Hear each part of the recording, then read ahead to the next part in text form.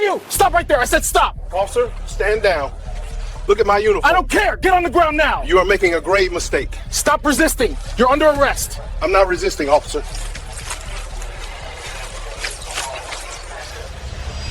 Officer Derek Reynolds had been with the Chicago Police Department for only 14 months when he walked into a situation that would destroy his career and cost the city $14.2 million. He was 26 years old, fresh out of the academy, and apparently convinced that his judgment was infallible. One Friday morning in a crowded terminal at O'Hare International Airport, he spotted a suspicious person who didn't belong there. The suspicious person was General Marcus Sterling, a 32-year Army veteran wearing his full-dress uniform, waiting to board a flight to see his granddaughter. What Reynolds did next, ignoring military protocol, accusing a decorated war hero of stolen valor, and placing him in a chokehold in front of hundreds of travelers, would become a textbook example of how implicit bias destroys lives and careers. Before we continue, where are you watching from? If this is your first time here, please hit that subscribe button. Stories like these need to be shared, and your support helps us bring more truth to light. Terminal 3 at Chicago O'Hare is an ecosystem of chaos. It's the kind of place that fills up every morning with thousands of travelers rushing to their gates, businessmen, families, students. It was 6:45 a.m. on a Friday in November. The fluorescent lights hummed overhead. The morning rush was in full swing. General Marcus Sterling was standing near Gate K-12. He had served the United States Army for 32 years. 32 years of discipline, sacrifice, and leadership that few men could comprehend. He had graduated top of his class at West Point.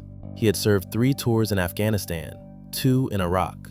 He had led the 101st Airborne Division through some of the fiercest combat of the 21st century. He spent 4 years at the Pentagon, redesigning counterinsurgency strategies.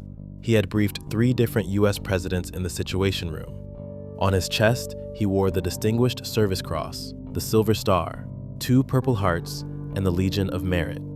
His supervisors called him the Iron Monk because of his stoic calm under pressure. At 58 years old, Marcus Sterling was exactly who he appeared to be, a man who commanded fleets, moved armies, and held the nuclear codes within his operational purview. That morning, he was traveling alone, without his usual security detail, a rare moment of personal time. He stood tall, his uniform pressed to razor-sharp perfection, his shoes shining like mirrors. He had done nothing to attract attention other than exist as a black man in a high-ranking uniform.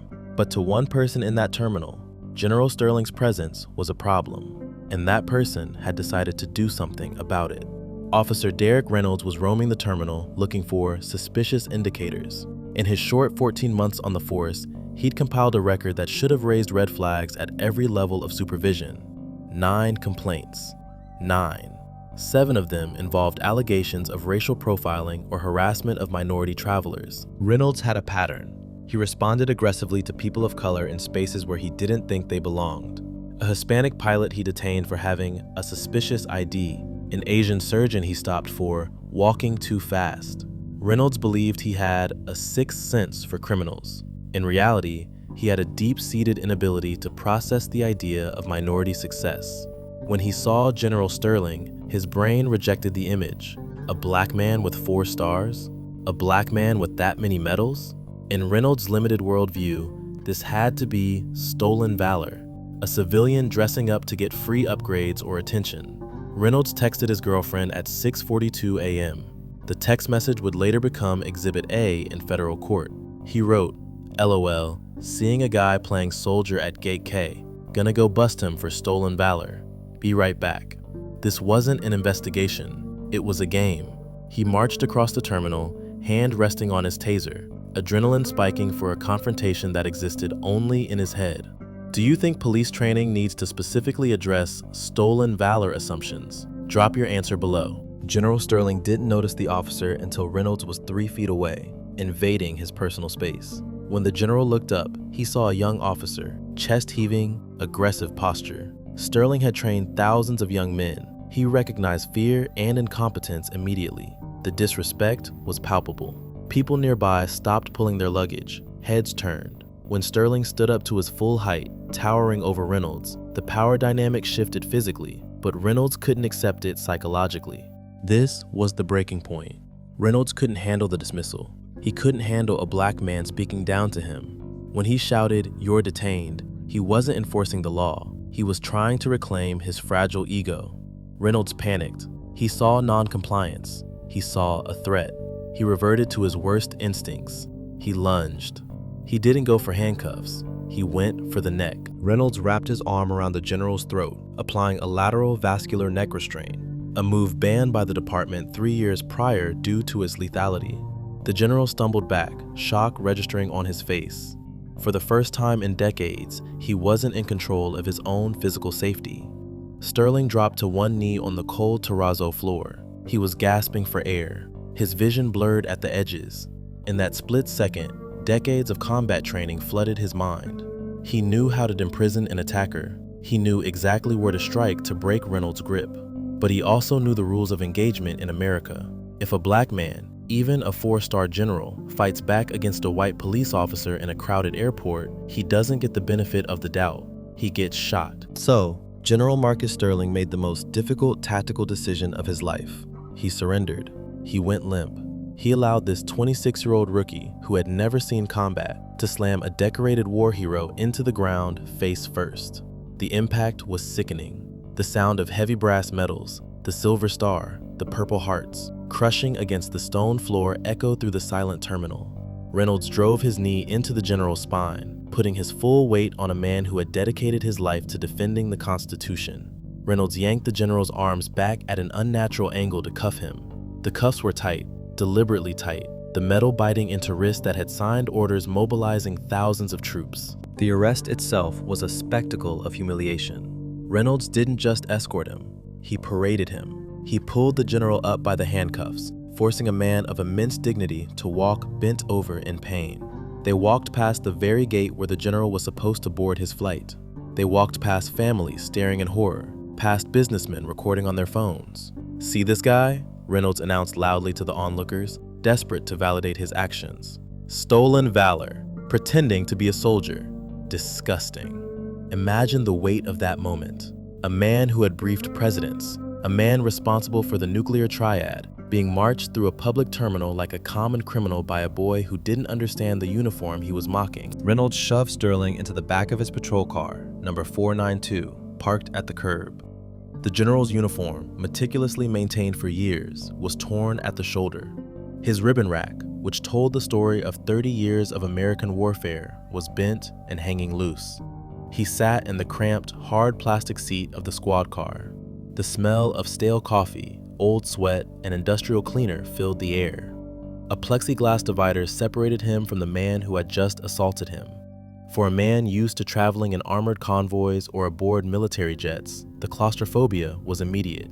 But even then, sitting in the back of a police cruiser with his wrists bleeding from the over-tightened cuffs, the general's mind was working.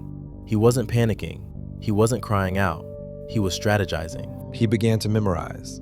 He looked at the digital clock on the dashboard, 8:22 a.m. He looked at the officer's name tag in the rearview mirror, Reynolds, and burned the spelling into his memory.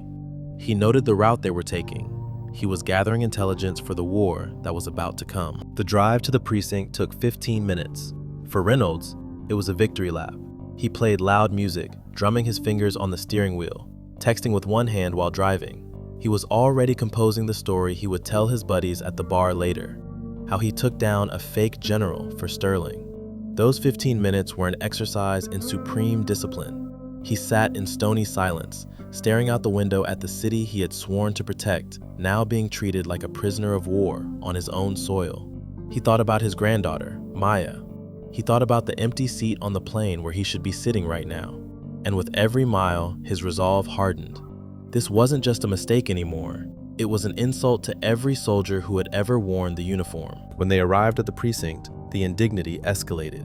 Reynolds didn't bring him in through the front. He dragged him through the suspect entrance. He paraded the commander of U.S. Strategic Command past the holding cells, past the drunk tank, right up to the booking desk.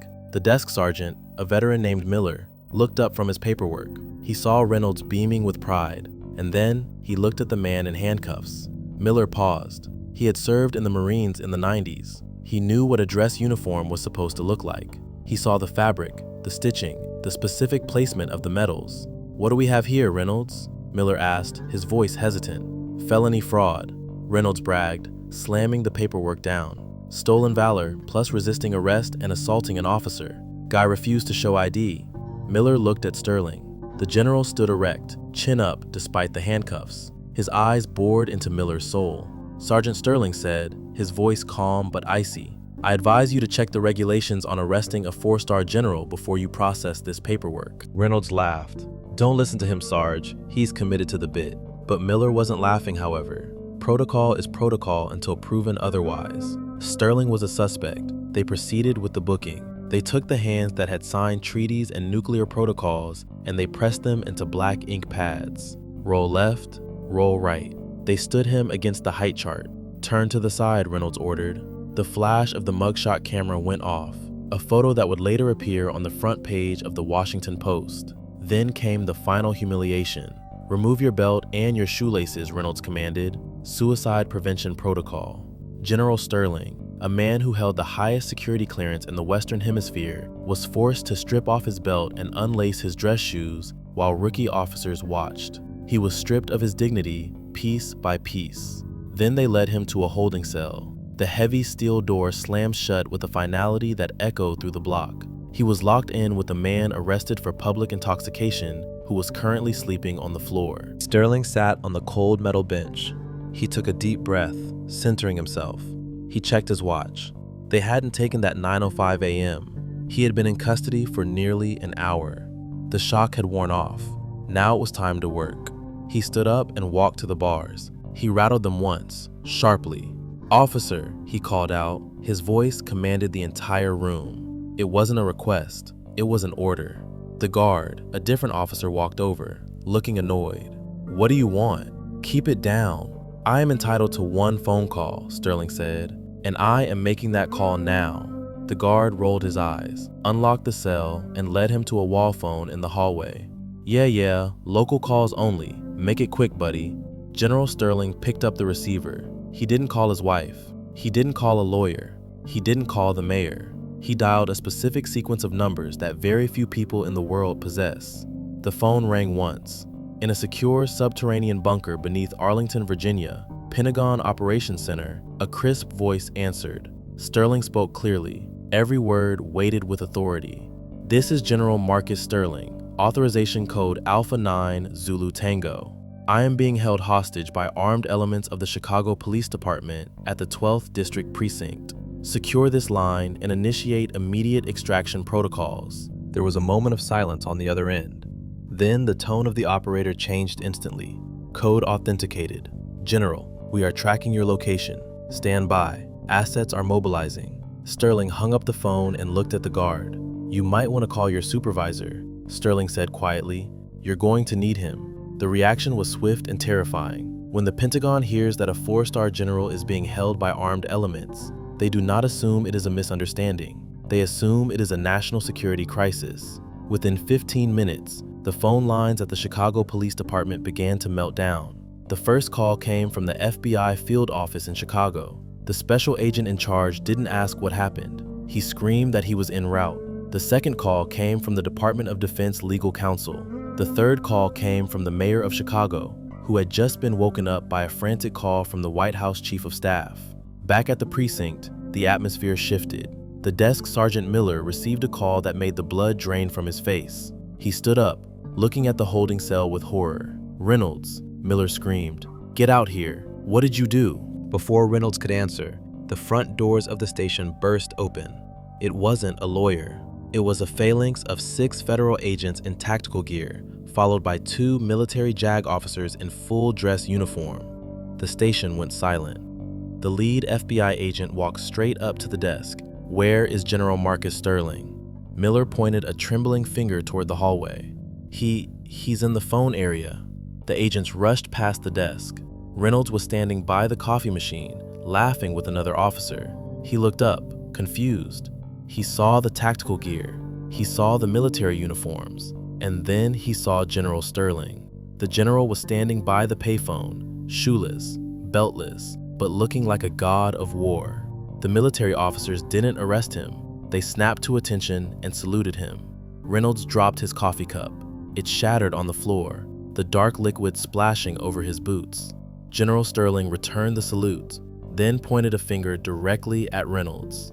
"That man," Sterling said, his voice slicing through the silence. "That is the man who assaulted me." The police chief came running out of his office, buttoning his shirt, looking terrified. General Sterling, I am so sorry. This is a massive misunderstanding. We can fix this. We can drop all charges immediately." Sterling turned to the chief. Slowly. "This is not a misunderstanding, Chief. This is a felony.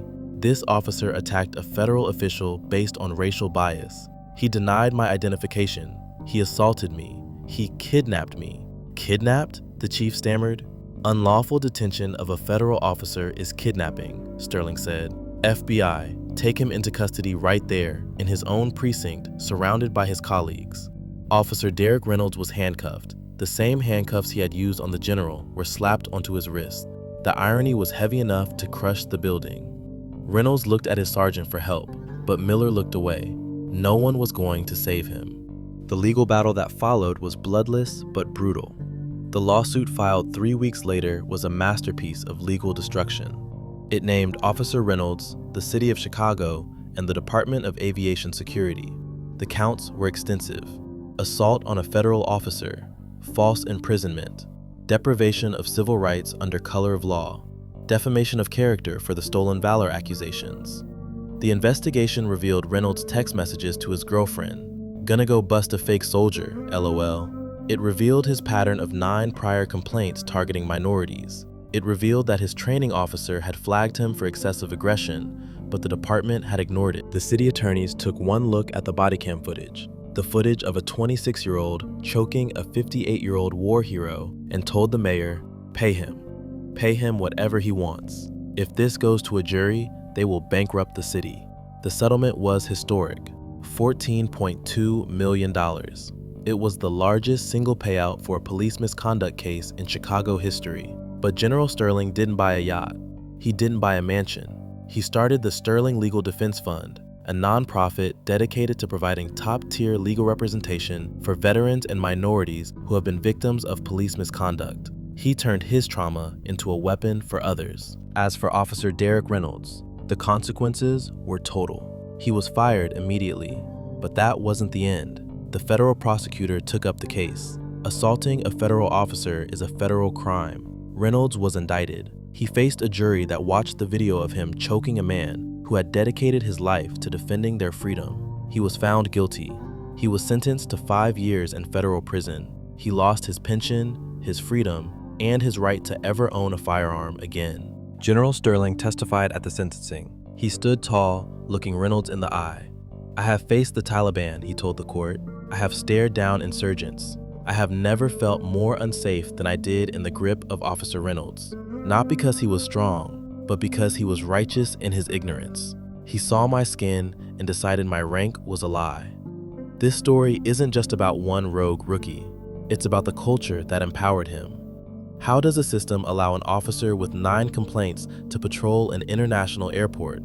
Reynolds saw a uniform and his brain short-circuited because it clashed with his internal narrative of who holds power in America. General Sterling is back at the Pentagon today, but he never travels alone anymore. Not because he fears terrorists, but because he fears the domestic protectors who can't tell the difference. What do you think? Should police officers be required to pass a test on recognizing implicit bias before they are given a badge? Let us know in the comments below. And don't forget to like and subscribe for more stories of justice served cold. Thanks for watching.